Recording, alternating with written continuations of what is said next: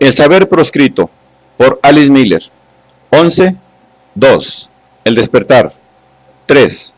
El niño pone límites. En el marco de la pedagogía de la que hemos venido disfrutando, se sigue considerando natural que el adulto ejerza sobre el niño un poder ilimitado. Al fin y al cabo, la mayoría de las personas no conocen otra cosa. Solo un niño al que no se haya herido puede darnos ejemplo de comportamientos totalmente nuevos, sinceros y verdaderamente humanos. Tal niño no asume sin cuestionarlos los argumentos pedagógicos que a nosotros tanto nos impresionaron. Se sienten con derecho a preguntar, exigir explicaciones, defenderse y expresar sus necesidades. Una joven madre estadounidense me explicó lo que sigue. Una vez llevé a mi hijo Daniel, de 3 años, a pasar 2 días en casa de mi madre. Lo hice con ciertos reparos, pues sabía que durante mi infancia mi madre se había empeñado en educarme y que daba gran importancia a los buenos modos. Por otro lado, mi madre quería mucho a Daniel y el niño también le tenía cariño a la abuela, pues cuando ésta venía a visitarnos le leía cuentos. Pero cuando, pasados esos 2 días, volví a llevármelo a casa, Daniel me dijo en el coche: no quiero ir nunca más a casa de la abuela. Cuando asombrada le pregunté por qué, me dijo: me ha hecho daño. Algo más tarde llamé por teléfono a mi madre y le pregunté qué había pasado. Me explicó que Daniel se había puesto a llorar cuando, sentados en la mesa, ella había intentado explicarle que un niño bien educado no coge sin más ni más lo que le apetece, sin decir por favor y gracias. En opinión de mi madre, yo estaba mimando a Daniel y enseñándole muy malos modales. Ella se sintió obligada a corregir esa tendencia, para que más adelante el niño no sufriera viendo que sus maneras resultaban chocantes y que en vez de amor le reportaban el desprecio y el mal humor de los demás. Estaba convencida de que lo que quería era ayudar al niño, y no se daba cuenta de que solo obedecía a un imperativo surgido de sus miedos infantiles. No sospechaba que lo que hacía era amenazar al niño con retirarle su amor si se negaba a obedecer. Y, sobre todo, no se daba cuenta, igual que no se había dado cuenta conmigo, de que sacrificaba el alma del niño a unas convenciones vacías, de la misma manera que sus padres habían hecho con ella 60 años antes. Pero Daniel sí se había dado cuenta. No pudo decirlo, o por lo menos no como lo estoy diciendo yo ahora, pero lo manifestó de la manera en que a él le era posible manifestarlo. Lo supe gracias a la exacta descripción de los hechos que fue surgiendo poco a poco del relato de mi madre. La historia era de lo más sencilla que cabe imaginar. Mi madre había cocinado el plato favorito de Daniel, soufflé de requesón. Cuando el niño hubo acabado la porción que le había servido mi madre, echó mano el cucharón con la intención de servirse una segunda ración. En casa hace lo mismo, con un gran sentimiento de orgullo por su independencia. Pero mi madre lo contuvo y, según me explicó, puso cariñosamente su mano sobre la del niño y le dijo: primero tienes que preguntar si puedes servirte y si queda suficiente para los demás. ¿Dónde están los demás?, preguntó Daniel y rompió a llorar. Tiró la cuchara al suelo y se negó a seguir comiendo, aunque mi madre le rogó que lo hiciera. Dijo que no tenía hambre y que quería irse a casa. Mi madre intentó tranquilizarlo, pero al niño le dio un auténtico ataque de rabia. Al cabo de unos minutos, desahogada su ira, dijo: me has hecho daño, no te quiero. Quiero irme con mamá. Un rato después preguntó: ¿por qué me has hecho eso, si yo sé servirme solo? Sí, dijo mi madre, pero primero tienes que preguntar si puedes. ¿Por qué?, le preguntó Daniel. Porque tienes que aprender buenas maneras.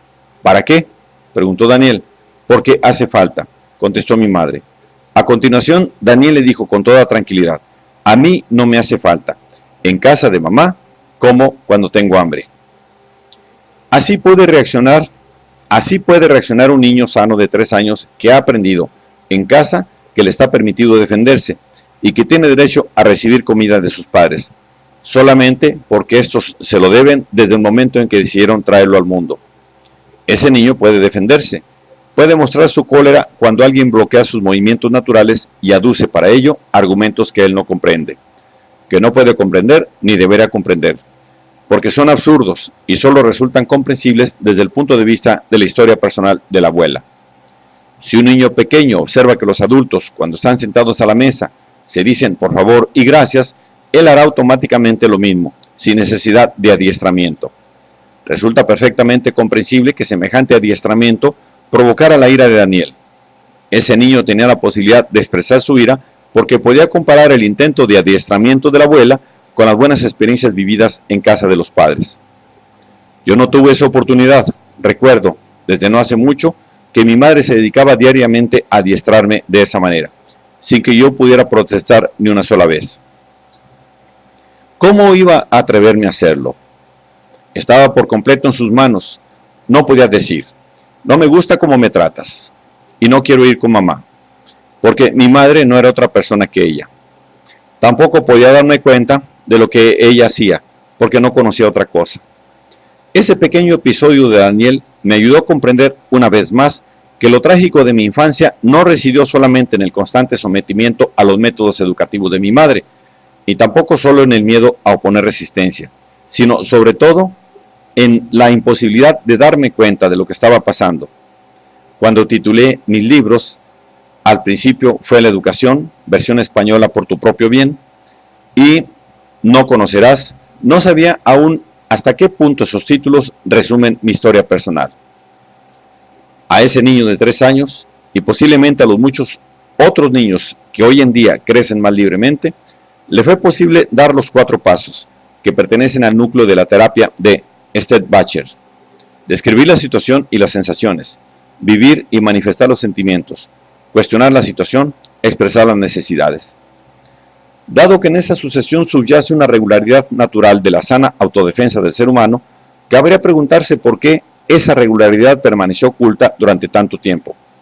Las agresiones sufridas por los niños tienen como una de sus características esenciales la propiedad de destruir dichas facultades naturales y congénitas. Por ello, esa posibilidad debe ser redescubierta mediante la terapia, para que la nebulosa historia de la infancia, con todos los toscos o sutiles malos tratos que la cruzan, adquiera contornos definidos en la conciencia del adulto y deje de bloquearlo por medio de sentimientos de culpabilidad.